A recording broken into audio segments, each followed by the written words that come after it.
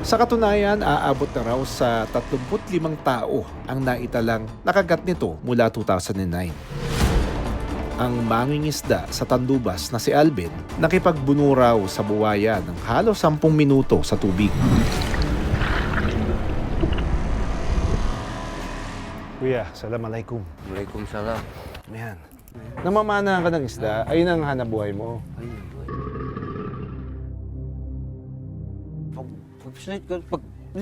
Dito na lang. Ah, mababaw lang. Babaw lang. Na pinaragan ni Bino ako yung nakaut. So, una kang kinagat dito sa braso. Nakaano ko pito, mito ya kay kiti. Pasaw nanggay ya. Naman. Ah, 2 beses kang kinagat. Isa dito at saka isa dito sa paa. Ito yung kamay niya, nakalabas pa yung mga condyles dito. Just parang may nginig pa ng konti, ano? Ito, uncontrolled shivering. Nasa 10 feet daw ang buwaya na kanyang nakaharap. Dito ka dinala sa... Dito na lang, dito na mo. So, paano yung kagat? Nandito yung ulo? Dito na. Dito na yung buwa na. Ilembo na ko na, pati namatay na ako. Oh, akala Magsabi na ako, patay na ako. Akala mo mamamatay ka na.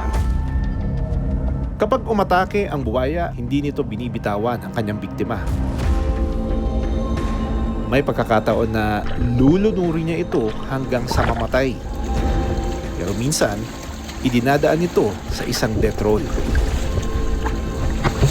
kung saan magpapaikot-ikot ang buwaya hanggang sa mabalian ang kanyang biktima. Pinakita sa akin ni Alvin ang x-ray ng kanyang kamay. Bali pala yung kanyang radius, ulna. Nilagyan ng bakal sa labas. Ito yung kaputol. Tsaka ito yung isa.